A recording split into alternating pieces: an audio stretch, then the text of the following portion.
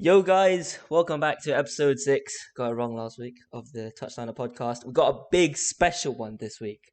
There's not 2 hosts, there's not 3, there's 4. We got me, we got Hussein, we got Ben returning, and we got Charlie Fairbank. Welcome to the podcast, Charlie. How are you feeling? Very good, yes. Happy to be here. Very excited for my kind of touchline debut, as you may well. So yeah, really looking forward to joining in on the good banter and the flowing conversation. Charlie couldn't have come at a worse time for me. I should probably hide this. Hold on. Yeah. After I should a probably. very fun, great Champions League week for Milan, the last thing you want is to put a Chelsea fan on your podcast. But hey, I guess that's how we do things over here at That's the how it Touchliner. goes. We're putting ourselves in awkward positions here because we've got. I suggest we start with the elephant of the room. Sorry, Ben. This needs to be addressed.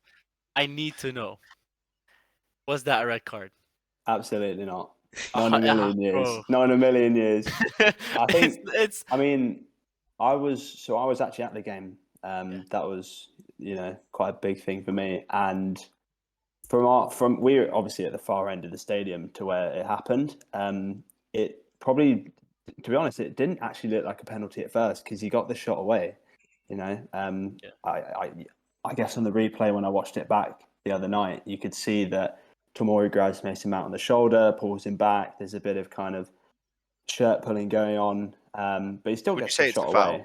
Would you say it's a foul? Yeah, I'd say it's a foul, but I think that's a general consensus. It's a foul. No, it's a foul. Very harsh. It's a weird one because he pulled his shirt and then he let go. And after he let go, Mason Mount got the shot off and then fell in the opposite direction to which he was being pulled. It's contact. It's contact. No, it's fair.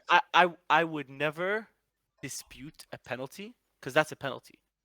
I might have even disputed if that was a yellow, but for that to be a red card, I think that is the most ridiculous decision in this year's Champions League, and I just want to bring it back. Like this isn't the only stupid decision that refs have given us since our return to the Champions League last year. If anyone remembers our game against Atletico Madrid, Kessie got sent off it was a really stupid and not worthy second yellow card, and that lost us that game in the group stage against Atletico. We were actually winning. At the end of the day, I cannot forget and I cannot excuse a 3-0 defeat in the first game. But to not even have against that, us. Yeah, against you guys. But to not even have that chance to redeem ourselves, we were given what was it, 17 minutes before that penalty, and in those 17 minutes we showed promise. We were playing pretty well, and it's not to say that we would have won the game, but hey, we deserved a chance and we didn't even get that, which just sucks. And it makes I turned off the game after the first half. I just couldn't bear to watch it. It was so okay. I guess you were kind of 2-0 down to 10 men. You don't really see yourself scoring, let alone getting back into the game. So to be honest, I probably would have done the same. Just going back to your point on kind of bad refereeing decisions in the Champions League, I don't even think it's worth me getting in that discussion. I think 2009 still is in my head rent free, that referee performance. So yeah, I guess it comes. I guess it comes in. Yeah, I know. I'm just kind of. I guess it does kind of come in ebbs and flows. Reminiscing more like what's the word? Traumatizing. Yeah, crying. I guess still haunting me. But yeah, I mean, to be honest, I don't really care that the ref kind of had a bad game because we won. So yeah. What was it like? What was the atmosphere like in Stamford Bridge? Well, at Stamford Bridge is kind of. Wait, you weren't at Stamford Bridge. No, I went. I mean, I went to both of the games, and obviously there's quite a big difference between Stamford Bridge Library and San Siro. Literally, probably one of the best football stadiums I've been to, and one that I'm was obviously really excited to go to as well. You went to Milan. That's crazy. Yeah. Was the Chelsea fan base still big though? Oh yeah, we had I think 4,500 people, and whenever we went around in Milan, and on basically our plane in and back, it was just full of Chelsea fans. Yeah. So yeah, there was a good amount there. English clubs generally travel pretty well. Yeah. Besides City. Cities. I'd say I think kind of the big clubs: Chelsea, Arsenal, Liverpool. What other big clubs are there? I don't know. Alright, I think I can't. Yeah. Oh, you Tottenham. got Spurs in the Champions League. Okay, so those 4 teams, they usually Chelsea travel fan quite said well. Actually, Spurs. That's crazy. no, no, but you're right. English clubs usually do have quite good support away from home, especially in Europe. So, yeah, it was pretty good atmosphere, and obviously getting the win at the San Siro is kind of a football fan's dream. And that was obviously probably my first and last ever time that I'd go there, if that makes sense. So, You don't yeah, want to ruin that pretty incredible chuffed. memory with a Yeah, potential loss. exactly. Yeah. It's getting And demolished, I don't no? think, yeah, I know that's the thing. I don't think, Mm, Chelsea would ever play there again unless we got Inter in the next round. But, that's true. That's true. But that was a good game. Another good game that happened today. Actually, there were no good games today. You know what? There were no good Oh, games. there today. was, I'd there was, disagree. there was, I'd there was a disagree. great Yeah, I'd say I'd City, disagree. City and Liverpool was good, but I'm a bit upset at the result. You guys, I watched the second half. I wasn't able to catch the first half, but what I saw was what looked like a rejuvenated Liverpool side, which no one saw. It seems to be a recurring theme in the Premier League this year with teams that you expect them to lose and then they come out and win. We did it against Liverpool earlier this season. I don't know what it was. Was it maybe? I mean, I'm not going to put it all on them not starting Trent, but Van Dijk. That's my argument. Van Absolutely. Dijk, Van Dijk finding his form, refinding his form. Van Joe Dijk, Gomez I'm finally defeated turning up. at Anfield. That's the Still, thing. Someone probably he's told him or reminded horrendous. him, "You've got your record." He was like, "Okay," and he put in Oh, a I got masterclass. Mm. I don't know if you saw that cross near the end when it was going in. Haaland's at the back post. You're like, "There you go. It's coming now." And Van Dijk comes out and clears it. You're like, "All right, fair enough." What do you guys think about the game? great. I mean, I watched most of it, and I'll probably agree with you. I'd say first half it was all City. Haaland had some good chances, probably some headers he should have scored. But then I think after half time, Liverpool probably got in 0-0 and thought, they haven't scored yet, and they've pretty much been all over us, so we still got a chance. And then I guess, to be fair, it was kind of a bit more even second half. The fans got into a bit more, especially after the disallowed goal. I think there was kind of a clear change in the kind of atmosphere. It was a bit nervy at first, and then once that goal got disallowed, Anfield just kind of did Anfield things really. And yeah, and then I think just it was quite a lucky breakaway. It was a great touch from Salah for his goal. Get it past Cancelo, by the way. Really, I don't think that's going to get talked about enough. But I think the quality of the ball from Alisson, whose distribution is actually, a lot of people talk about Edison's distribution, but, really great ball from him.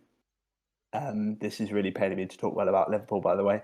But yeah, great finish and a really good fiery match. And even though it was 1-0, it's probably one of the games of the season so far. So yeah. I think that could be a result that could kickstart Liverpool's season, which also pains me to say. But I did always think that they would just come back and get top 4 despite their bad start. I think they've got the experience, they've got the quality clearly. Salah is still an amazing finisher. But yeah, like you said, Alisson. I hate that Alisson's even compared to Edison. That shouldn't be a conversation. Edison is not that good. Yeah, I mean, to be fair, he did make a fantastic save. Edison did make a fantastic save from Salah just before the goal. But yeah, I think those two are probably like two of the best, but they're quite different in what they do. Edison's maybe a bit more kind of not playmaker. I mean, he's a goalie, but kind of a bit more relaxed on the ball compared to most other keepers in the league. Whereas Alisson, I guess, just kind of good kicks, but more of a shot stopper as such. Yeah. It's more old school in that sense. But yeah, Hussein, you said your argument for Trent. I want to hear it now. Hold on. Before I say anything about Trent, can we just talk about the fact that only ended 1-0? If you guys watched the last 10 minutes of that game, Yeah. there's I'm gonna give a big red box to a big red player. Oh, he's not red, but Darwin Núñez is continuing his shocking streak. Pardon the language, everybody. I said shocking streak. I didn't say I anything heard bad. it F words. No. Anyways, so there was this one. They were on the break with Salah with literally the entire field of space. Like, as in, Yeah. if Nunez made that pass, there's about a 1% chance that Salah misses that. Yeah, he just decides to just continue and try to go through. Are you stupid? I mean, I yeah, think Nunez, he as had. Actually, get him technical in and this call and get whatever you as down. he is, he might just be stupid. And then right after that, what kind of chip? Did you guys see the chip? Did you guys see the chip? It just went right over Ederson and bounced right behind him, and then went so Oh stupid. yeah, And then the yeah. bad assist to Trent. He was like, he only played so little minutes, and he still managed to make a whole highlight reel of terrible touch after terrible touch. But let's take it back to Trent. Is it a coincidence that Trent finally comes off the bench? He only played in like the last 5 minutes of the game. Comes off the bench, and Liverpool have an incredible masterclass defensive performance I with think you have to right take backs and left in. backs doing their job. Yeah, I think you have to take into account that Milner actually played quite well up against Phil Foden. You know, I He mean, did. they had a lot of He did. they had a lot of injuries at the back. I think they're missing Kanate. Obviously, Trent only just came on, and for him to put in a shift against probably one of the best, at least at the moment, in terms of informed players in the league, in Foden, and especially Van Dijk and Gomez against Haaland. I mean Nunes. I mean, yeah, his chip, his kind of ball hogginess as such, it was just kind of a bit ridiculous, really. And he definitely should have kind of found a pass to Salah or even to Jota. But I don't think anyone really care because they won. But yeah, Mhm. I mean, Trent has been out of form. I mean, that's so clear. I mean, if you watch the game against Brighton, he got tore up by Leandro Trossard. And then if you watch the game against Arsenal, he couldn't even contain Martinelli just watching the ball. And that wasn't even the first time he's been, kind of off the boil this season. So It all I started with guess, Fulham and just kept going.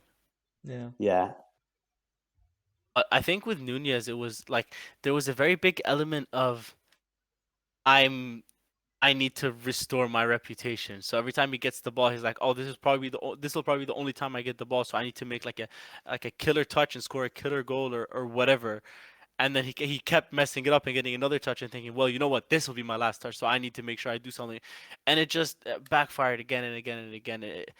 And it's like, if you don't play the team game, if you don't play the beautiful game, you are not going to win. It, like, unless you're Messi or Ronaldo, you're not just gonna pick up the ball and just make some magic happen. Especially if you got your form. I know I'm hating a lot. At the end of the day, Liverpool had an amazing performance. I was actually watching in awe of how well they were playing. I was really happy to watch how they did turn it around from having a first half where they were essentially dominated to being the you can very well say they were just the better team in the second half, and they I do think they deserved that win. Um, but we still need to make sure that we're taking note of Nunez's performance, in my opinion. I agree. I agree. That price tag and the impact he was in the same conversation as Haaland preseason. We all have to remember it was Nunez or Uh-huh. Haaland. Who's gonna be better? Who's gonna score more? It's actually really like funny to look back on. But you can see there was a time I can't remember what he did after, but he picked up the ball at the halfway line. He dribbled past a few players, and you're like, he has the talent, but it's just he doesn't look ready for this level yet. That's why I think the general consensus before Liverpool signed him was he needs one more season because he only had like not even a full good season at Benfica. So he needed one more season to prove himself, become more confident, and come over to a big league. But it got rushed. So now maybe he'll be good in a season, or maybe it's just gonna stunt his career, which I hope that happens. But we'll just have to see. I think the what I saw one stat before the game, which really kind of tickled me a bit. So obviously there was the Community Shield at the start of the season between Liverpool and Man City, and Nunes scored Liverpool's third goal, and I think it was, and basically Haaland missed an absolute sitter, and everyone was like, "Oh, Nunes is going to be that guy. Haaland's going to be a flop." So obviously Nunes scored in that game, and since the Community Shield, I think Nunes has scored 3 goals, and Haaland's got 20. So it's a real kind of. I mean, the argument for kind of, as you said, he needs one more season, and Haaland's been banging goals in for Dortmund for a few years now, whereas Nunes has kind of only just come on the scene. So I think there is kind of a bit of a poor comparison between the two in the sense that one's a fully developed striker who's played Champions League for a few seasons now, whereas Nunes has only just kind of broken into the Benfica squad. So, It really as you just said, I shows think you how like powerful social media is to influence, like, or just all of social media, like Twitter, TikTok, it all like everyone sort of pins them up on the same level, and then everyone just sort of believes that they're both like of the same caliber. When in reality, definitely. like anybody who knew football obviously knew that like that Haaland was gonna at least be a better striker in the Premier League this season. Give it a few seasons, who knows? Like maybe Nunes turns out to be amazing, but I think that that it was pretty obvious that it was an overhyped signing, in my opinion. I agree with that. But good win for Liverpool. They've made up some room, some space in the top four. But a team that has extended their point gap between the rest of us is Arsenal. Won again today. I need to buy an Arsenal kit. Can you stop? If you buy an I need Arsenal to buy kit, I'm not Arsenal going to talk kit. to you ever again. I will not talk to you ever again. Boy, honestly, They won 1-0 I've been against backing Leeds. Arsenal since the start of the season. 1-0 against Leeds. Good goal from what Saka. a wet team to back as well. Honestly, go Saka. back Spurs or someone. They 4 points clear at the top, man. It's 10 games in. It's ridiculous. 10 games in, chill, bro, chill. 10 games. All right, they've still got to go. only been They've still got to go 28 to Anfield. They've still got to play Chelsea twice, who are in form. they've still They've got still got to to play City twice. They've still got to go to Tottenham Stadium, and they haven't even passed the Villa Park test yet. So let's just calm down. And they have been playing well. I think that's 9 wins in 10 games. They lose to And I think they've pretty much won every other Europa League game. So they've only had 1 L this season, obviously to United. United, yeah. So I remind it's a bit you guys, worrying. We're not like okay. I need to relax. Arsenal Oh my! are not looking. That's disgusting. We with an AC Milan kit on. I take it back. No, diehard. I'm a diehard Milan fan and nothing else. But Arsenal never set out to win the league this season. They set out to finish in the top 4. So now, here's the thing. Now people are going to start getting carried away. They're obviously not going to win the league. City are so clearly going to win the league, and they might even finish 4th. Arsenal could very well finish 4th. But if they finish 4th, that's not a failure just because they were first in the first 10 games. It's not. No, but nobody's saying that's a failure. We're just saying to all of the Arsenal fans that are saying, "Oh, this is now the League One." Do you see how many Arsenal fans are deluded in the sense that they think they're now going to win the league? Yeah. It's ridiculous, man. I think what's really funny. We're not even at November yet. Like, Yeah. chill I out. think what's really funny is that at this stage of the season, I think Arsenal fans and the fan base are the only side in the league who would genuinely think after about 10 games in mid-October that they're going to win the league because they're clear of 4 points. Yeah. I've never ever, even when we've been 5 points clear in May, have I thought, oh my God, this could be it. I'm always like, okay, let's not slip. But Yeah. I guess that kind of speaks more about the mentality of Arsenal fans, I guess. I mean, as you said, they're deluded. They just want the old days We back. know that. Yeah, They want exactly. the old days back, which is fair, but it's not happening, man. It's not happening. Yeah. I think dreaming is healthy. Did you not see that stat though? It was before this weekend's game. It was the last 2 teams to win 8 of their first 9 league. Yeah, Ben. Yeah, Ben. You sent it to me. I saw it as well. To win 8 of their first 9 league games, both of them were Arsenal. The first one was in 7-8. We won the league. Last one was 4-5. Mourinho's first league win. The special one, indeed. They're gonna do it 3 times in a row. Serial losers. These guys. They don't know how to win. He's a specialist in failure. That's the club. Hold on. Speaking of being unable to win, let's move on to the 0-0 draw. Hold on. I'm gonna in order of maintenance of decorum, I believe that me and Charlie should be asking you guys a few questions and giving you guys the time that you need to answer those questions in a respectful manner. Okay. I think respectful.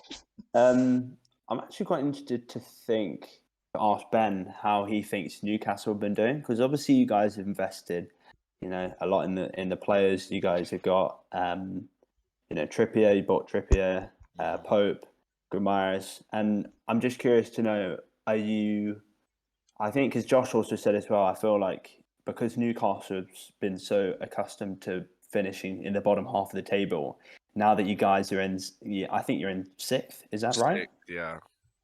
How are your kind of expectations going into the season, and how do you feel about the team?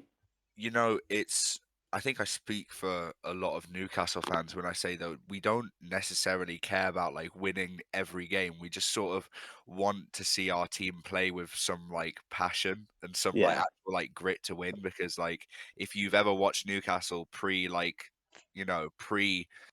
Eddie Howe, like you watch like the most like uninterested, like untalented team like you could ever see in your life, and it was just like the worst football to watch. You were watching like a dying club, but now it's like the rejuvenation with obviously the new owners and Eddie Howe. Like it's changed the game for us. Obviously, this season we've started well. We've only lost one game, and that was to Liverpool. We lost 2-1, obviously in the 97th minute. We've drawn 5 and then won 3. So like our record right now is like we're not conceding a lot of goals. We've conceded like 9 goals, I think, this season, something like that. I don't. I think that could be wrong. I'm pretty sure it's something like that. But like, just the energy coming into this season is just like it's just nice to watch a team that actually like is together and like wants to win. Like the days of watching Johan Gouffran and like Riviere, it's all gone now. It's good to watch a team that actually like wants Don't to forget Jose Perez as well. Jose Perez. But bro, the thing is, like Jose Perez, like you look at what he went to do at Leicester. He had a good few seasons at Leicester. Like it was just like shows that the type of management that we had wasn't what that player needed. Mitrovic as well has gone to Fulham and has looked amazing. Like it's just a different player. Like we've had poor management for so long. It's just nice to see Eddie Howe put a spark into the players. I think that this season. Ben, you're too quiet. Sorry. I'm too quiet. Is that better? No, That's a lot that's better. too much. No, that's better. That's better. No, Wait, no, just no. test. Speak. That's fine. Speak. That's fine. This is fine. Yeah, that's fine. Yeah, you know what? That's fine. Funny, Yeah. I heard Hussein pointing at. I saw Hussein pointing. Yeah, his but you moved it like a milli-inch, so it didn't do Like much. a milli-inch away, because on my laptop Yeah. it's different. Is that better, guys? Yeah, Am that's I- good. Okay, so the general consensus is that you guys are happy not just to win games, but also to actually play like Yeah, a, we're just like a happy team to, who like- actually care. Yeah, we're just happy to watch our team like Yeah. be together and play for each other. That's like Yeah, like Newcastle fans aren't like what the media makes us out to be. Like we're delusional and we want what we can't, like what we don't deserve and stuff like that. Like it's ridiculous to say that, like that we're like obnoxious and stuff like a bungalow. If you're watching, yeah, Agbon Lahore. A bungalow. if you're part watching, of me doesn't think that Gabriel Abonglahor is going to be watching this, but you never he is know. watching, all right? The former Villa man, you never know. Don't diss He the doesn't know- Touchliner he- fan base, yeah? He doesn't know Our what he's two talking fans about. can really get this out there. Yeah, man. But yeah, Fair that's enough. we're just happy to be playing good football. Yeah. Good Okay. football. Well, Good- is good- it, is good And I it, football. guess is it, is it talking good about football good though? football. Is it I good guess good football? football. Okay. Now, Thank you, I'll Ben. direct my first question to Joshua. Mm, Joshua, yes, same. simple yes or no question. Do Mm, you feel that you deserve to win today's game? yes. Ben, my next question goes to you. Do you feel like you deserve to win today's game? No, I thought it should have been a Okay. draw. General consensus. Josh does not know anything. He's a deluded football fan, and Ben is a real football fan. Moving on now. No, I'm joking. Josh, please say your piece.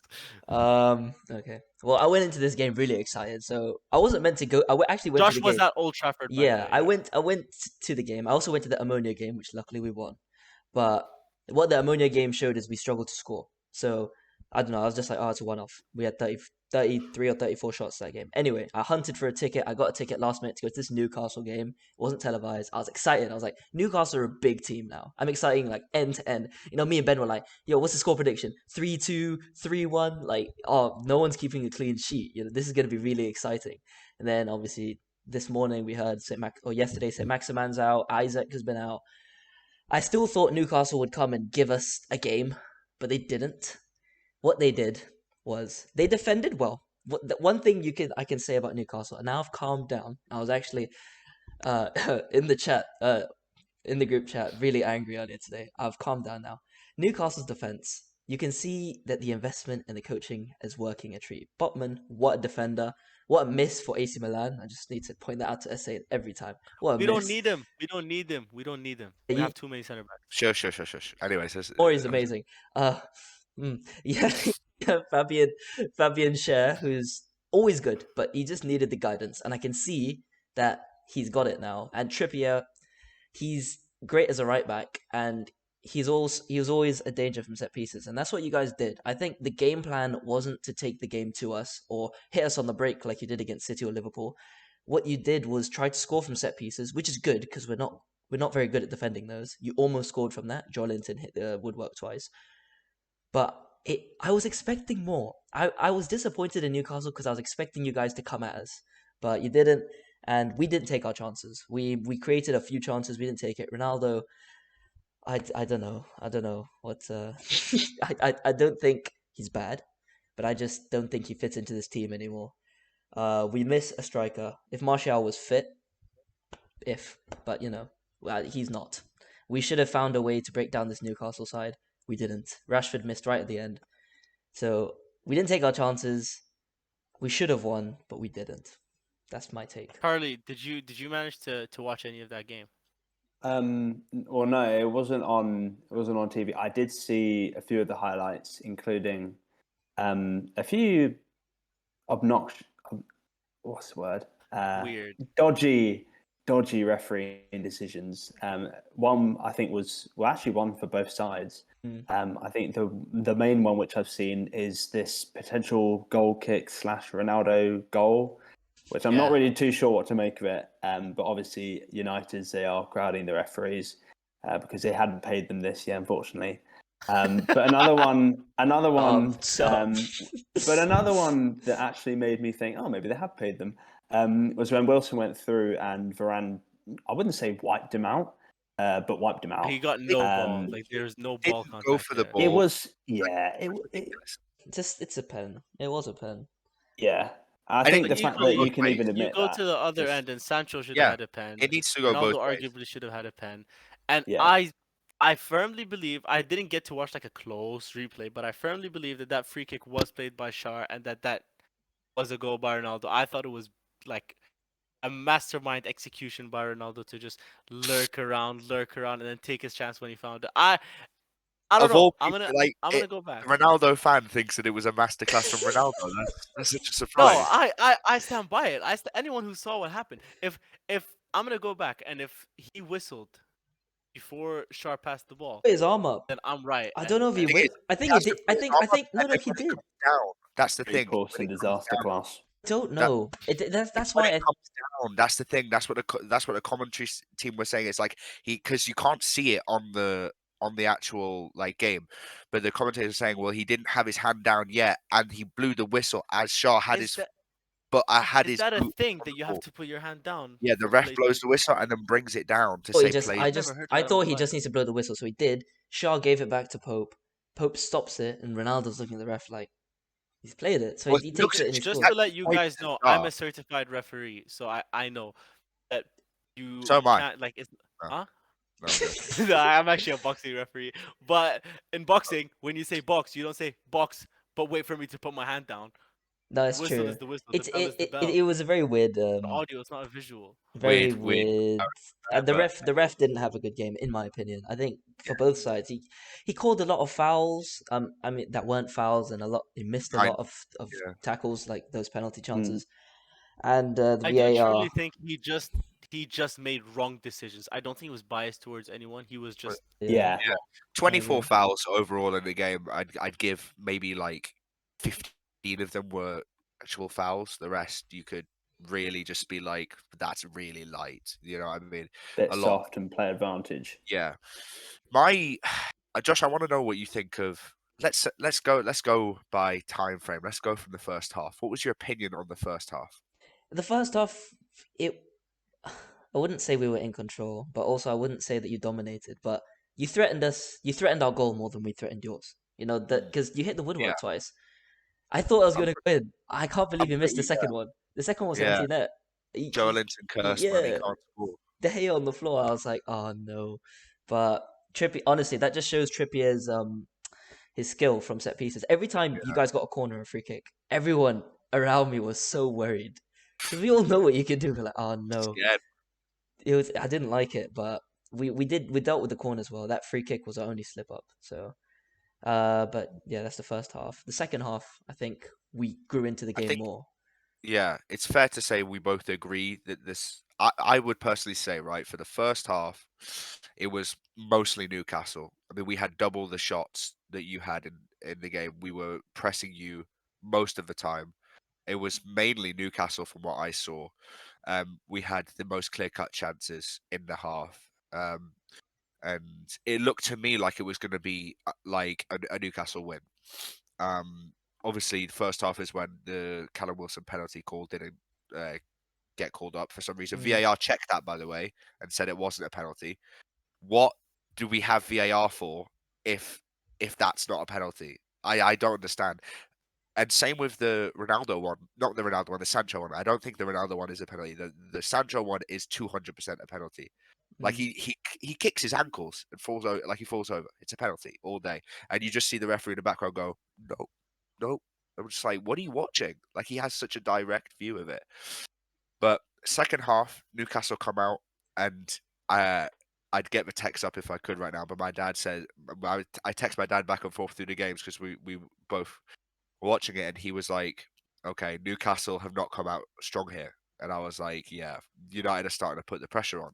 And the second half for me was just the opposite of the first half. The first half was Newcastle being the dominant team. The second half was United being the dominant team, Man United. And personally, I just thought that not, and the commentary also said this, that just at the end of the game, I didn't think either team deserved to win. We had Fred missing open goals, Rashford missing a really, really easy chance, Joelinton missing two headers on goal that both hit the woodwork that really should be scoring. Anyone should be scoring that.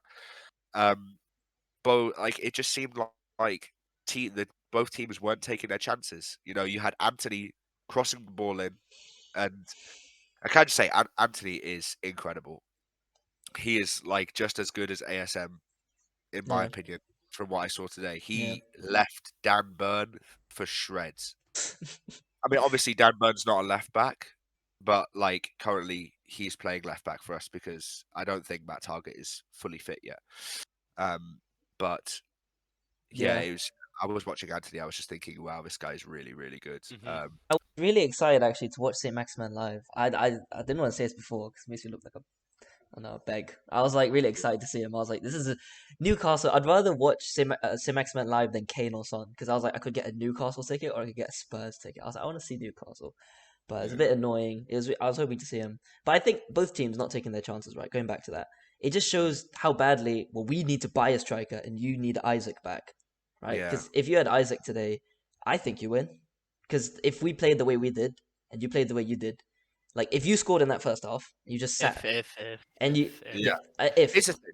Yeah, what I don't think we're realizing here is that if you look at Newcastle's games, we haven't conceded a lot of goals. Our defense is very good this season. We're yeah we're not conceding a lot of goals, but going forward we have an issue. First half, we come out, we press Guys, high, let's say 2 more minutes on this matter because we could just go we on press forever if I high, don't say and something. we dominate the first half. Then second half, we realize, listen, like it's not the high press isn't working. We didn't really have like any clear cut chances besides the Joe Linton one, and that was the an actual deflection from the free kick. yeah. Second half, we thought, okay. I personally, this is what I think happened. I think the team thought we can get a point out of this, and they defended. They defended really well. You Like did, yeah. if you actually look at the stats, like Man United only had 2 shots on target.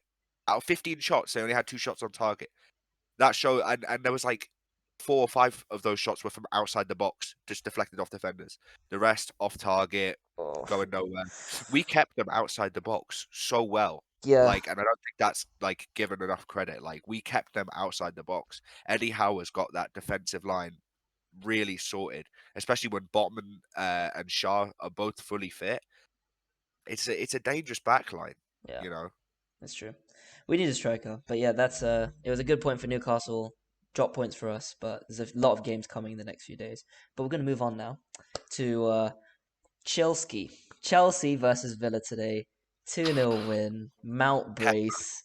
oh my God, Pepper, please, Pepper was Charlie, take the floor.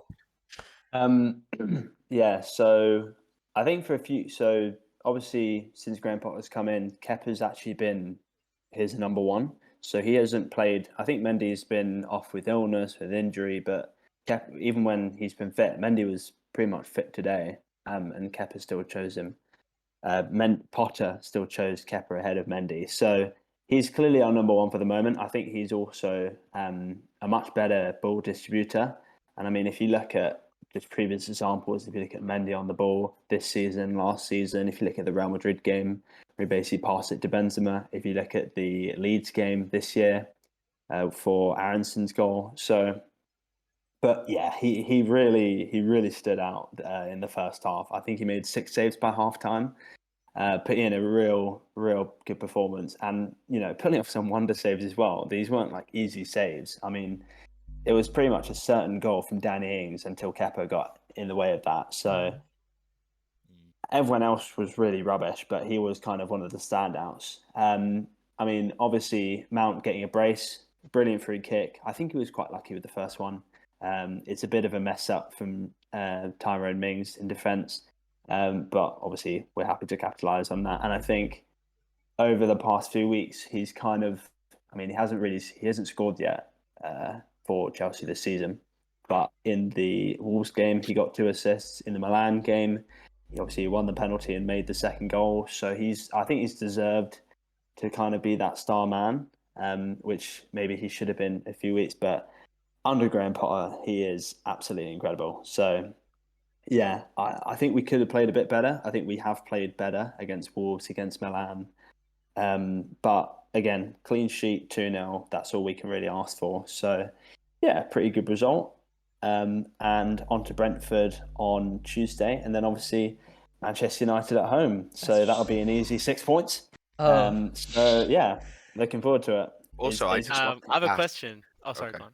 No, I just wanted to ask, Josh, given the result today and how both teams played, how do you think Man United face coming to St. James's Park instead of playing at home? That's different. I think we'll draw. I'll think if we go there and we draw, I'll be fine. I'll be happy. Oh wait, yeah. So No. you'd be happy with a draw? Is that what you're So saying? did No, you listen, just negate listen, everything that listen, you Just said? destroyed listen, all of the arguments you made off camera. listen. If the thing is right, you need to ask me nearer to the time. Right now, this team right now, as it is, you're telling me tomorrow we're going to St. James's. I was like, we draw, I'll take it. But don't play for the draw, obviously. I'll never ever want my team to play for a draw. You have to play to win every time. I'll never forget under Van Gaal the amount of draws we had. I just go for a win, even if you lose. I'd prefer that than if you just sit back and draw. But yeah, I have a question for Charlie. Go on. So, and this is based off of like to just preface it. I don't watch Chelsea play. I think they're one of the most boring teams to watch. Fair enough. I'm just gonna be honest with you, but I think not the last season, the season before, there was this whole thing around Mason Mount that he's gonna become like he was on Phil Foden's level at some point. He was gonna become something huge. He did kind of drop off last season. Not to say that he was terrible, but he wasn't that guy. But Oh, sorry, go on. I'm starting to see this season that he's really picking it up now, and I like, as someone who doesn't watch them enough, would you say that he's like coming back to become that guy again, like not just for Chelsea but in the Premier League and potentially for England as well? I mean, in terms of Foden and Mount, I think they're quite different players in the sense that Mount's more of a consistent starter. He'll start every game, he'll play every game. Whereas Foden, I think, with the luxury of City's attacking options, can be rested from week to week. And when he comes on, he's just a lot more explosive. But if you look at the kind of minutes between the two, Mount will have more minutes and probably more goal contributions because of that. I mean, last season he got 21 goal contributions and was only one of 3 players to get double digits in both goals and assists. But I mean, the same happened last year to this year. I mean, as you just touched on, you said, is he kind of starting to become that guy again? I think under Tuchel this season, he only had 1 goal contribution before Potter came in. And now he's got 6 and 6. So obviously he got 2 assists and then 2 goals today. So I think he is definitely starting to become our main man again, especially in the most recent games. I mean, we've had Aubameyang, who's been in the goals, Mateo Kovacic, who's obviously kind of been a shining light in midfield, Reece James, who's obviously injured. And I think the fact that all these players, Aubameyang, he obviously scored against Milan, he scored against, I think he scored against Wolves as well. He's in form. And just other players in general coming back into form at a really good time for us, because obviously now that Reece James is probably going to miss the World Cup, or at least not play for Chelsea again before, that tournament, we won't miss him as much, I think, compared to last year. I think last year he was like our key asset. If he gets injured, we're going to fall off a cliff. Whereas I don't see that happening now. So going back to Mount, I think the whole Mount versus Foden discussion is a bit it's a bit like Haaland and Núñez in a way. I think everyone kind of appreciates Foden more because he's more of an exciting footballer, whereas Mount's sometimes dropping back to having to do the dirty work because you don't have those players for us. But he still gets kind of similar numbers.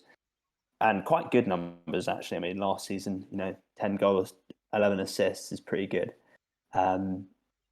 So, yeah, I'd say his brace today was just a kind of highlight of how good he's been in the last few weeks.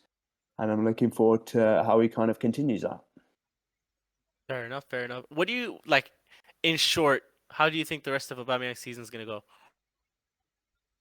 I think it started quite well. I think under Tuchel, he was still kind of recovering from that really horrible incident he had towards his end at Barcelona, with his house being robbed and all of that.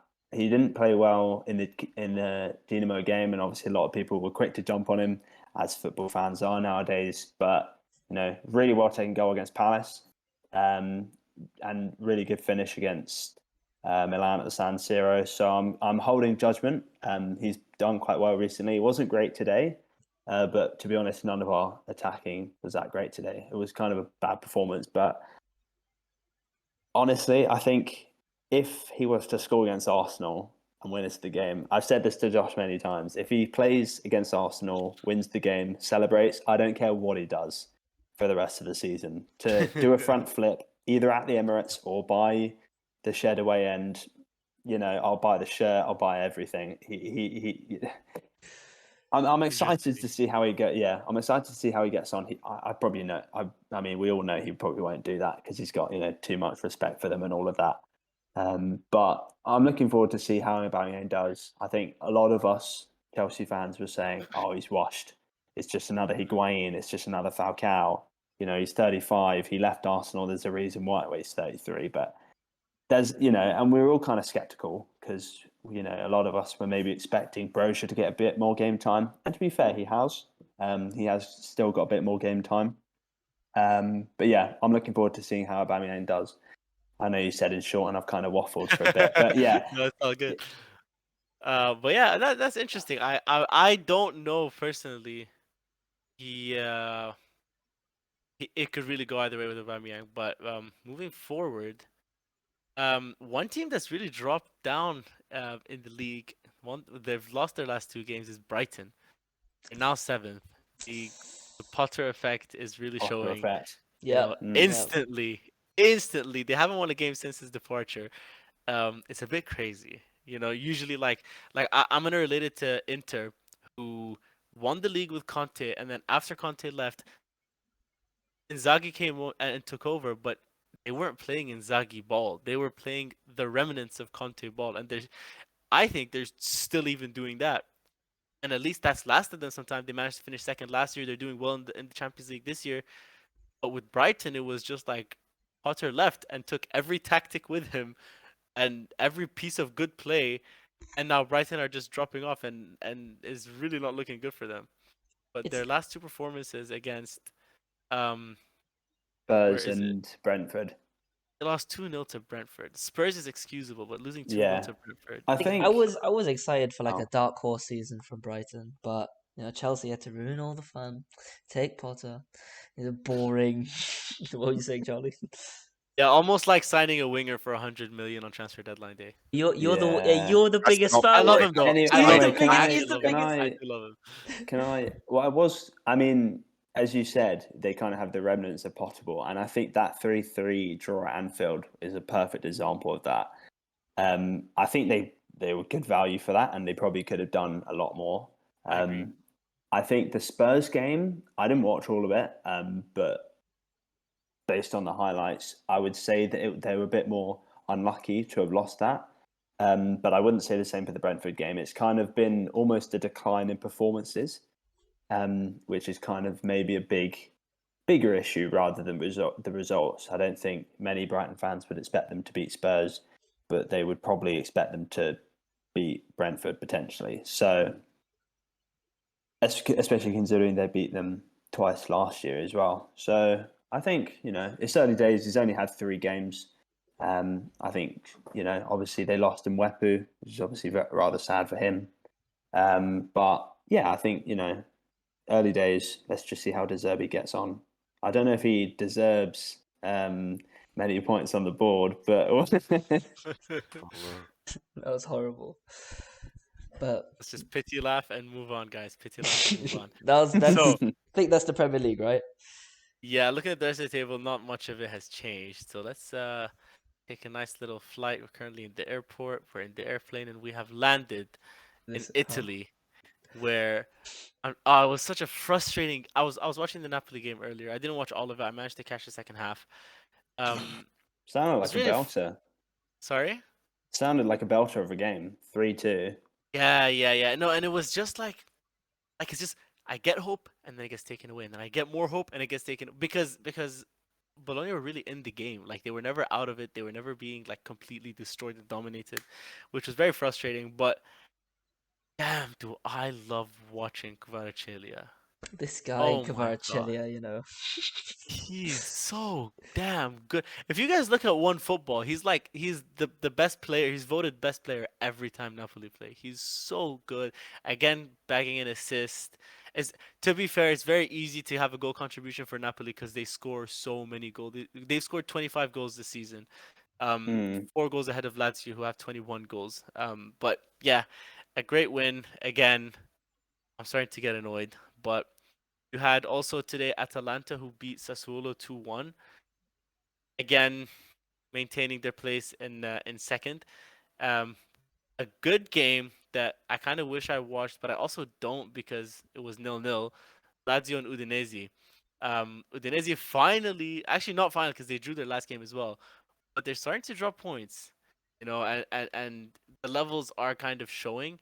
So now Lazio, because Lazio are sitting in third and Udinese in fifth, and Lazio have finally also dropped points. They won the previous 4 before that, so as a Milan fan, it's good to see it happen. And I'm enjoying what I really am enjoying is watching Udinese come up against those bigger teams and not fold. Although they didn't win, they managed to get a point off of Lazio, getting a point off of third place. When I don't even remember where Udinese finished last season, but it was definitely in the bottom half.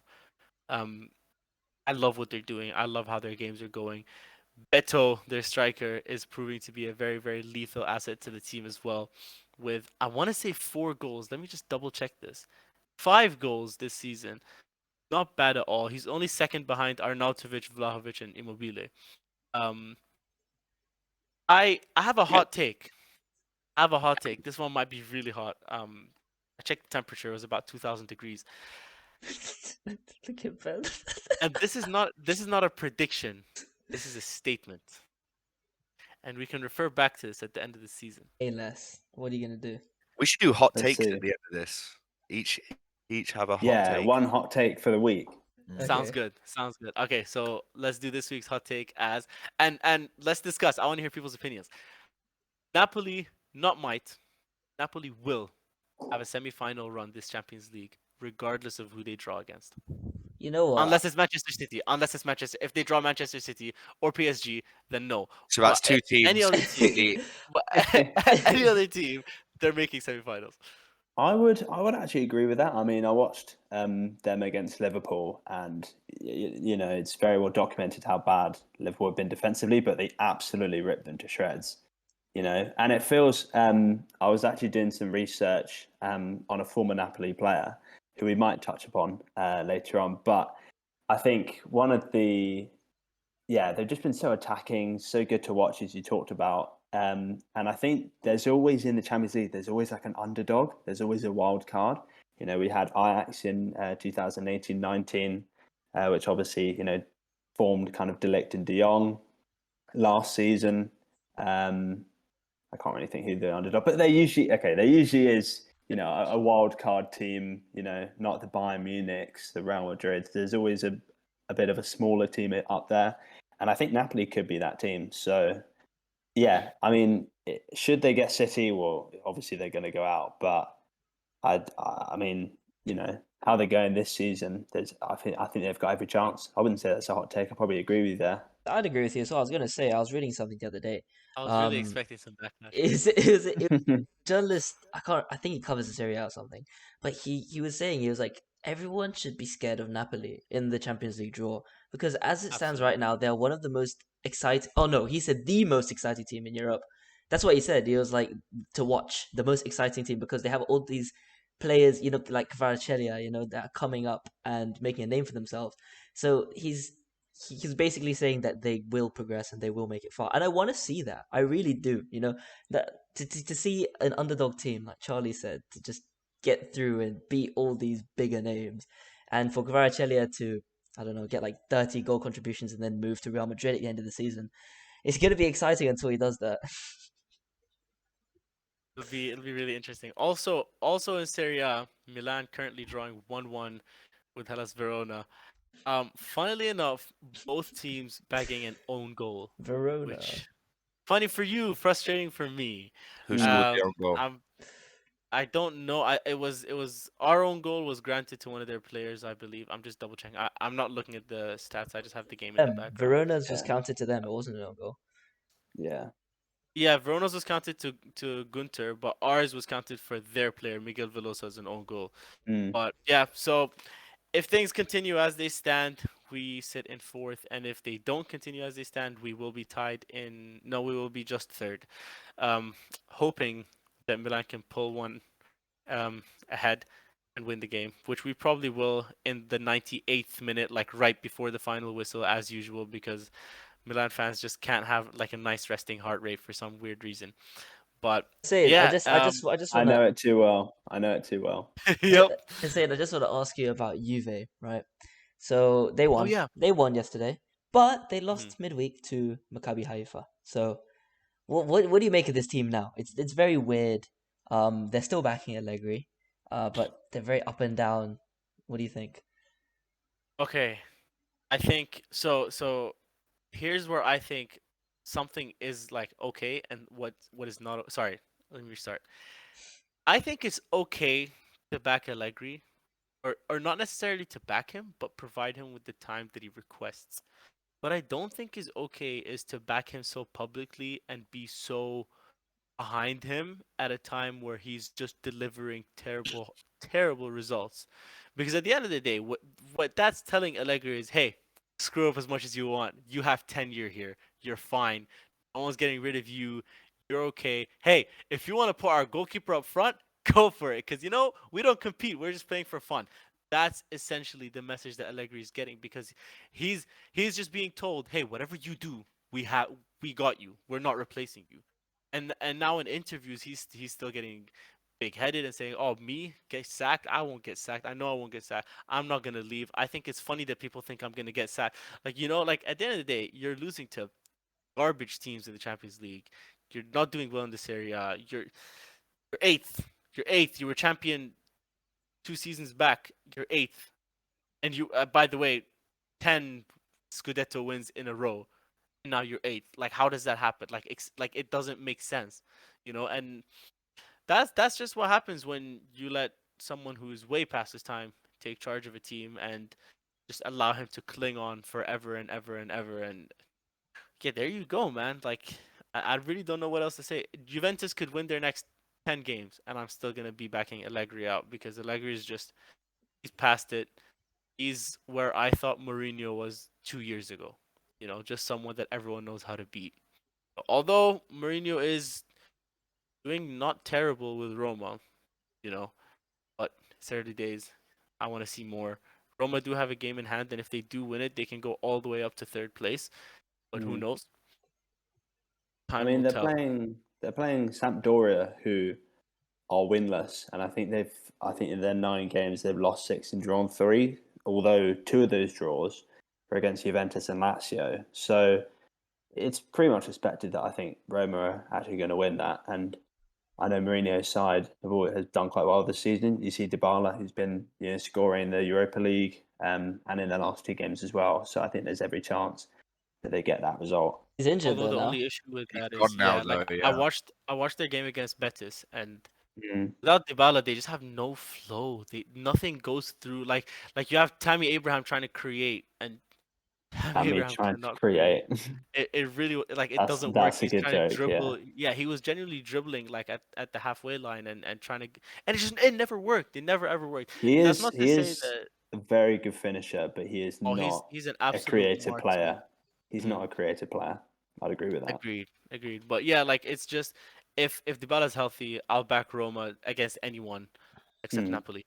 But Yeah. I wouldn't back Roma against anyone, but I'd say Roma can beat anyone except Napoli. But right now, without their mastermind, their middleman, like I don't know. And Dybala's gonna be out for some time. He's probably gonna miss the World Cup. Actually, he's definitely gonna miss the He is World Cup. definitely So going to miss the World Cup. Yeah. yeah, I don't know. I really don't know about Roma. But one thing I do know about is Real Madrid. I did I was manage to. just I was just about to ask, has anyone watched the El Clasico today? Yes, And I kind of did. I did. No. Where do I begin? First of all, hot take is this is not a hot take. This is one where I don't expect any backlash. Valverde is easily and by far the best right wing in the world at the moment. He's insane. He's so incredible, so explosive, so technical, such a great finisher. Oh my god, and the world just refuses to talk about him, and I will have no more of it.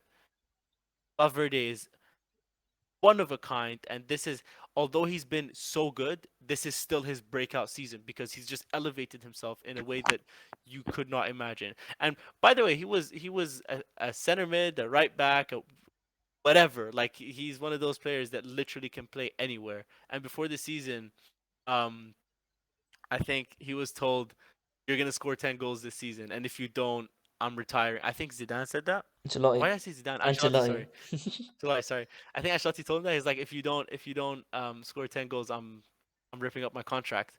He's already got 5 and it's October. And if you saw his goal today, the placement, the power, the vision. Just watched So it good. now. It's pretty good.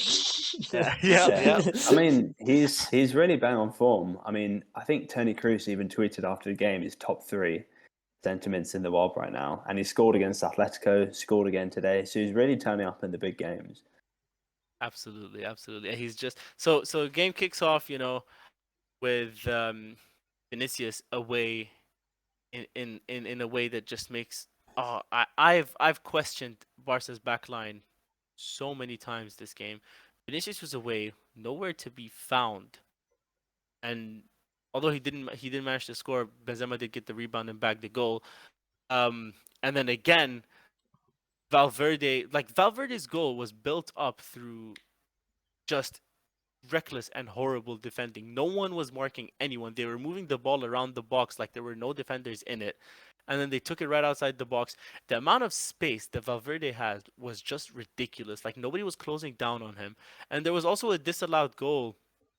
I think was it Modric or Vinicius who played? I think it was Vinicius who played a gorgeous ball over to Benzema, and Benzema literally took 4 touches.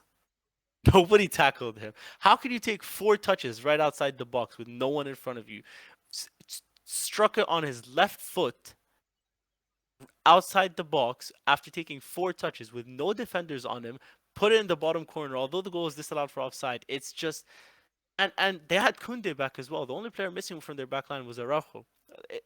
How do you just open your door wide open and then open the other one next to it? You know, sometimes you have that double door and you gotta like do this thing to open. He opened both doors, and then they had an usher just saying, "Hey, this way," and they just let everyone through. It was shocking to watch, but again, a great performance from Madrid to put them at the top of the table. I think what's really funny is that prior to that, Barcelona had only conceded 1 goal in the league. And I know, again, you're right, their defence has been suspect. Yeah. And funnily enough, it was 2 former Real Sociedad man, now at Newcastle, Alexander Isak. And that was quite early on. And I mean, they were suspect. If anyone watched the Inter Milan game midweek, you know, they were suspect. And they have been in the Champions League all season, which is also another point because you know they're looking at a bit of a rut at the moment, losing to Real Madrid, and then you know about to bow out from the Champions League, barring a complete capitulation from both Bayern Munich and Inter Milan. So it's really kind of testing times for them. I mean, they absolutely deserve it. They can have all the karma that they've been deserving, but. Yeah, I mean, it's really, definitely. They deserve it. They deserve it. I think that the Inter game, as entertaining as it was, right, it would have been good for them to lose. I think because that is like you said. What's he doing? It would have been. I agree. It would have been. I agree. They probably should have lost that game because it would have been almost humbling for them at the moment. You know, they have been doing really quite well in the league. With their defensive record, but yeah, I mean, to go out with the Champions League after 4 games, like they did, I'm pretty sure they did last season as well. Yeah.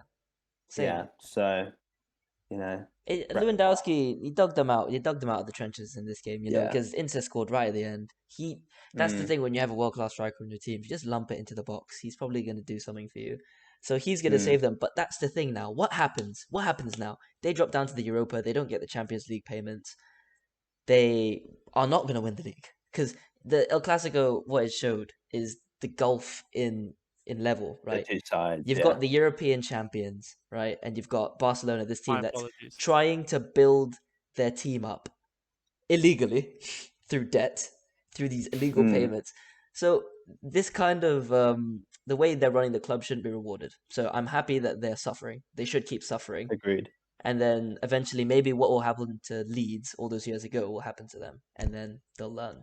I'll never forget the shock that I felt when I found out they were giving out the stadium for weddings and recreational football games. For 350 euros. Believe it. That was so crazy. Ridiculous.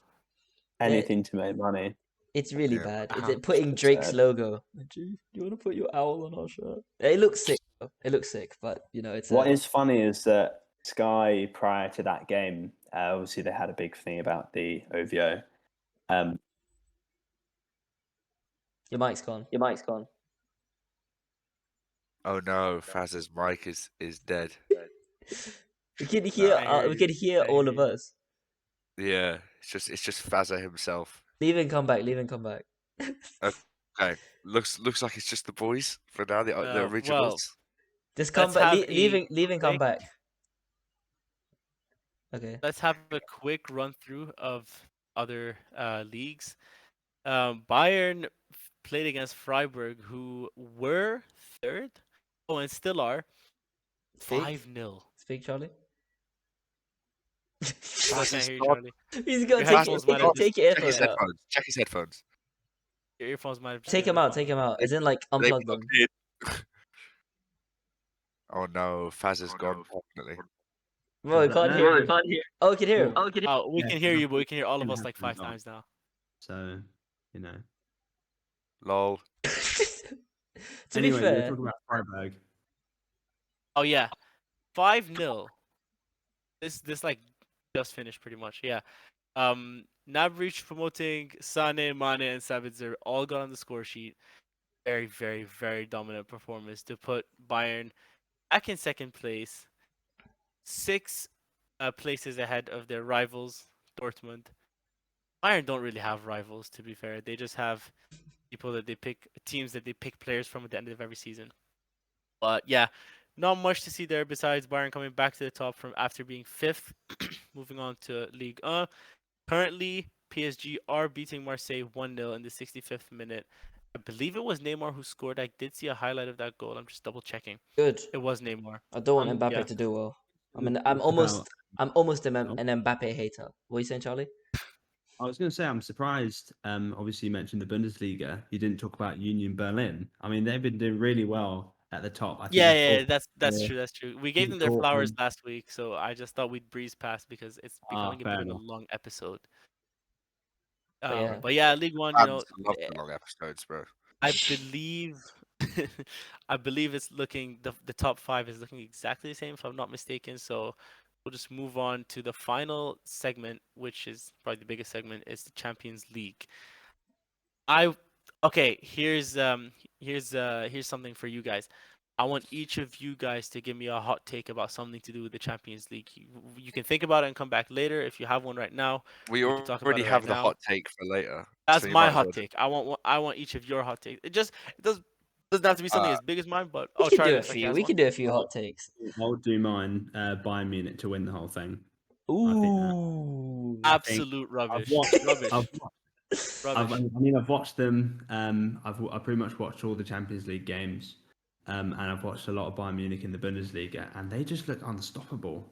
I mean, I think they were quite unlucky to draw against Dortmund last week, and they've won. They've easily beat Barcelona. They've breezed into first place in their group, and Sane's back on form. Musiala's turning it up. Mane kind of had quite a slow start, but is now kind of getting back into it. And I don't know. I think Real Madrid won it last year, and they're still kind of up there as well. I don't think City will do it. I don't know why. I just don't think they'll do it. So I think Bayern could do it. That's my hot take. What do you think? I personally, sorry, Josh, go ahead. I said this a few episodes ago. I said I think Bayern are good, and I think Hussein reacted the exact same way. But if you actually think about it, you really sit and think about it, what teams actually have a chance of winning the Champions League? I can think of 3, maybe 4. And Napoli. one of them is City, but like Charlie says, that was going to be my hot take. City are not going to make it to the semi-finals. That's my hot take. Oh man, No, no, I'm that's saying it. I'm really- saying it. I I'm would saying it. agree with- Listen. You can have a great team, but there's this thing. I don't know what it is with them. When you have the bottle gene, you can add Haaland, but if you think about what Haaland's won, he hasn't really won anything. They haven't got any Champions League win. I mean, they got Pep and stuff, but as in that team, they've never won the Champions League. They always seem to bottle it in a different way. By the way, every season they find a new way to bottle it. It's just like if you think Pep. what, yeah, that's If Pep leaves, I'm backing City it's for the Champions League. overthinker. It's the overthinking, bro. He always overthinks. I'll never forget that Champions League final against Chelsea when he played no central my defensive God. Oh. midfielder, which is the only reason why Chelsea scored because there's no one covering that space. That isn't doing us any justice whatsoever. But I'm happy to let that slide. But no, Let's not kid ourselves. Although, yeah, fine, Chelsea deserved their Champions League and all that. Okay, but that single decision, you don't change your lineup on the day of the Champions League final. You change it months before to test out how it works. You don't go with something completely new that's not been tested used to have an on a argument Champions League final. this. We had an Yeah. argument about it a long time ago. I we remember. did. Yeah. But yeah, we must have. It was the most ridiculous thing I've ever seen in my life. But it's not even as ridiculous as saying that Bayern will win the Champions League. Look, Inter is a good team. Barca is a good team.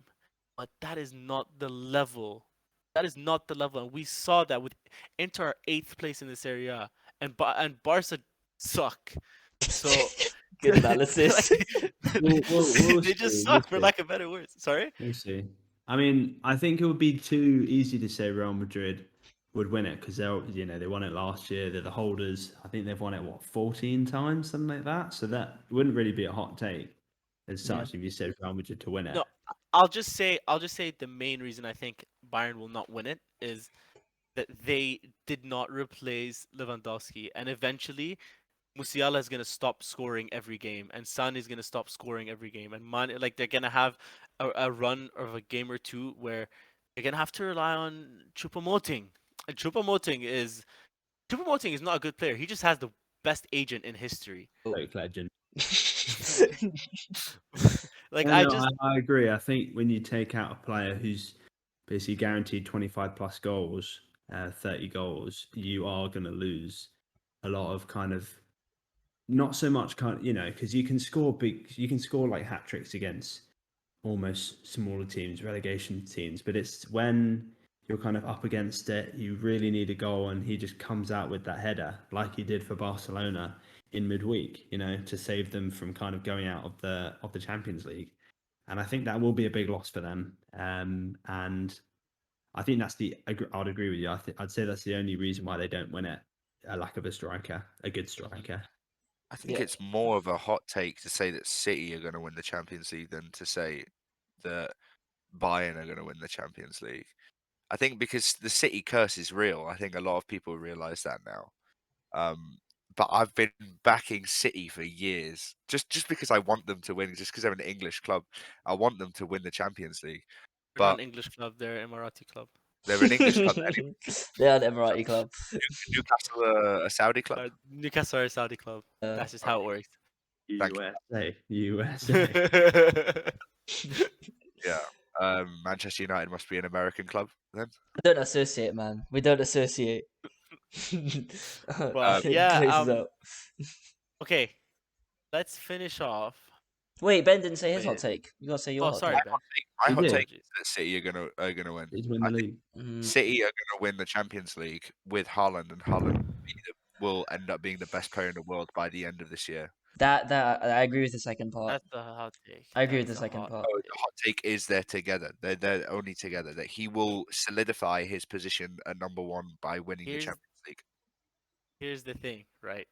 First of all, that all stands on whether or not they win the Champions League. Secondly, They are going to we're win the Champions League. starting That's we're starting my to hot see something. We're starting to see something that we didn't see in the first 8 games of the Premier League. We're starting to see Haaland miss. No, he's Haaland missed. has missed. missed before. Haaland has missed multiple. Yeah, but usually he'll miss and then he'll score, or he'll score and then he'll miss. Against who was it? He missed an open net in one of the first 4 games of the season. But that was Shield. when he was was a steamrolling community through shield. everyone. That was a That was- community there you go, shield, though. Community Shield. It was a friendly. Missed. In this season, he's been that scary guy that if you just give him one touch, he's scoring. Today, he missed, I want to say 3, no, not clear cut, but he missed 3 chances that Haaland of the first 8 games scores.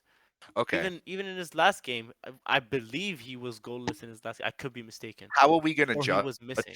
He played against player over Copenhagen. over the 8 games where he scored multiple goals, or the No, last no. where he hasn't scored any? I'll continue my analysis. Sometimes, and this is in no way speaking ill of Haaland. I do think Haaland will be the best player in the world, and I do think he's going to break every scoring record there is. But sometimes people just start a lot better than how the rest of their season goes. Like, I still think Haaland he will break 30 goals this year. But I think he's gonna stop scoring back-to-back hat tricks, and he's gonna stop scoring 1 or 2 goals every game. Like that's he's If he not gets continuing injured, at this pace. I would agree with you. Injured or not, he's a I human don't think being. he slows down. You think he's gonna you think he's gonna score a hat trick every time he plays at the Etihad Stadium? That's not Obviously, happening. I don't think he's going to score a hat trick every game. I'm telling you, I think the streak continues. I think he stays in very good form unless he gets injured, and he is injury prone. Let's not forget that. But Okay. I think he stays in form if as long as this City team doesn't fold too much. I think he stays in form. my second hot take. It's not a hot take. My hot counter to your hot take Mhm. is what's happening. What's happened since the start of the season is Haaland has built up this incredible fear factor in every defender in the Premier League that everyone is just petrified of Haaland. But the more they see him miss, and he will miss because he's a human being at the end of the day, as much as we all think he's a robot, there's a heart in there. He's got a brain and lungs and a kidney and legs. One And he will kidney. miss. Does he actually only have one kidney? No.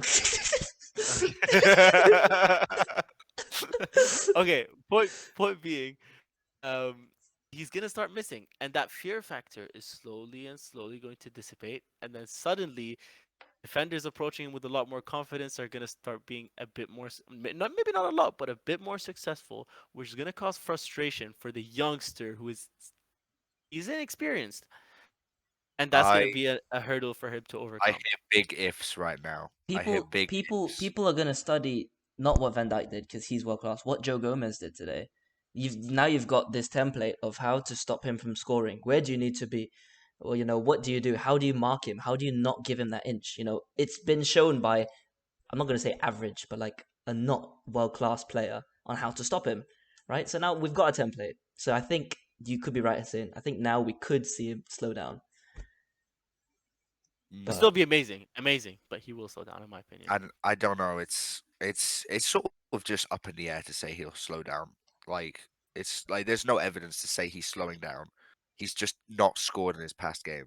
I mean, that's it. I don't think that's evidence enough to say he's going to But start slowing aren't down. we judging? Aren't we judging by the game when it comes to Haaland? mm, That's what the whole world is doing right now.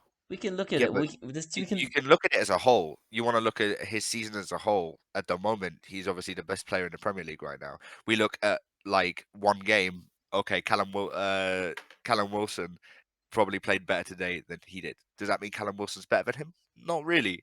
But Haaland, I think we're all underestimating how good this City team is and how well they are going to use Haaland this year. And I think it will really show. I mean, we're a third of the way through the season now, 10 games, basically a third of the way. Did that was it 20 goals, right? In all In all competitions? comps, yeah. Yeah, in all Yeah. competitions, 20 goals. How many in the Prem? 17, 15, what? 16, 15. Fucking. Ooh. Whoa. 15 goals in Yeah. 10 games. It's ridiculous. It's Uh, ridiculous, man. I think People, it's just too for the early sake of doors. time, let's all end off with one player who we think is highly underrated in any league, in the top I want 5 leagues. in Everyone any underrated can vote in on and him. any overrated. any era In any Underrated era, and okay. overrated. And overrated. and overrated. Let's. Okay, fine. Yeah. Okay, Okay. who wants to go And okay, first? so the way, hold on, sorry. The way it works, is no rebuttals. It's your opinion at the end of the day. So no Okay. rebuttals. Name your player, make your point, pass it on. Okay. Okay. Right, Hussein, you go first. Underrated Okay. first, and then do your Okay. overrated. Underrated. I talked about him today, and I'm gonna give him his flowers again. Valverde.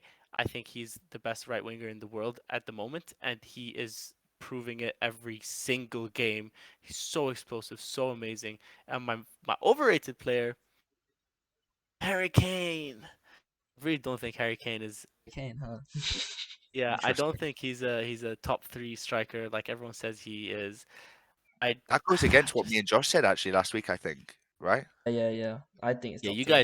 guys, yeah, you guys like him, but I think look, if he was a 10, I'll say he's an amazing 10. He's a great playmaker. He's a good goal scorer, a great goal scorer. Sorry, a great goal scorer. But 9 goals in 10 games, I think. yeah, but would I take him over Mbappe? Absolutely not. Would I take him over Haaland? Absolutely not. Would I take him over Lewandowski? No, I wouldn't. Kane is not a top 3 striker in my Great. opinion. He is overrated. And I respect as it. much as we say, okay, the individual accolades don't matter because of how many goals he scored. Yes, they do. Because he did get to a Champions League final. He did lose it. He did get to a Euro final. He did lose it. Talk about a serial loser. Harry Kane is that for you. That's my opinion. Spurs, man. That's how it is. They I do it like respect that. it. I respect the That's opinion. true. Now you already did overrated, sorry. Josh, go ahead. Underrated. Underrated. I have to back my boy, a pioneer for my What a continent, surprise. Park Ji-sung. The Oh my man, God. number 13, Man United legend. Ferguson said the biggest regret of his whole career was not playing him in the 2008 Champions League final, which I don't understand, by the way. It's because he didn't put him in the squad. We won it. We did win it, but I think we could have won it in normal time with him there. Actually, no. He said the biggest. It was also Park Ji-sung. He said the biggest mistake was not putting him on Messi in the 11 Champions League final, the famous one where Messi didn't just kill us. He killed us hard. Anyway, he was never a goal scorer. He was never like a numbers player. But his effort, and his big game gene. He always scored in big games. Charlie knows this. Champions League quarter final 2011. Drogba scores an equalizer. Oh, Chelsea! Oh, we're getting back in the game. We can't hear you. What do you say? Okay, and And he scores. Park Ji-sung scores and wins the game. The tie 3-1. What do you say, Charlie? Charlie, you're muted. Oh no, He's not. louder. Hello? Oh, no, I'm not Yeah. muted. He's not me. Okay, there you are. Okay, Josh, overrated player. Overrated. I didn't think about overrated. You know what? I'll go with Steven Gerrard. There you go. Zero Argument there. Argument Premier there. League medals, and Why am I surprised? It's a Liverpool player that's won overrated. he won a Champions League by luck. Anyway. Okay, Charlie. Plaza. I'd probably say an underrated player, 100% Edison Cavani. I mean, he scored a brace for Valencia on the weekend. He's PSG's all-time top scorer. He's second in Uruguay's goal scoring charts, and I think whenever he's been in a team, he's always been overshadowed. So, for example, with Uruguay, it's been Suarez. At United, over the last 2 years, it was Ronaldo. PSG, I mean, it was Neymar or Mbappe. He was kind of the main man at Napoli, but he's always been kind of, a second fiddle striker. But he's got the goals to back it up. I think he's got 3 golden boots, 1 in Serie A and 2 in Liga. So yeah, he's definitely easily one of the most underrated strikers. Probably of our generation. Sorry, continue. Fair enough. Overrated, to be honest, I'm gonna say Liao. Ooh! All right, this has been the Touchliner episode 6. Just let me finish. And this is just from when I've watched him. Okay. He is not. I've heard a lot of hype about him, in all honesty. But in the 2 games which we played against him, Azpilicueta was able to defend against him, and Azpilicueta can't against Simicas. So that's my kind of underrated fit. And I'm not saying that just because you're a Milan fan, but I have heard a lot of hype about him. And to be honest, when I watched him, he just didn't look all that. So Saying he's trash. I know he He's said saying no he's trash. rebuttals, but anyway, I'm just Ben, gonna make one quick Ben, statement. do you want to do your overrated? Rebuttal. Hold on. I was gonna make one very quick statement. rebuttals, yeah. It's not a rebuttal. It's a statement. It's an unrelated statement.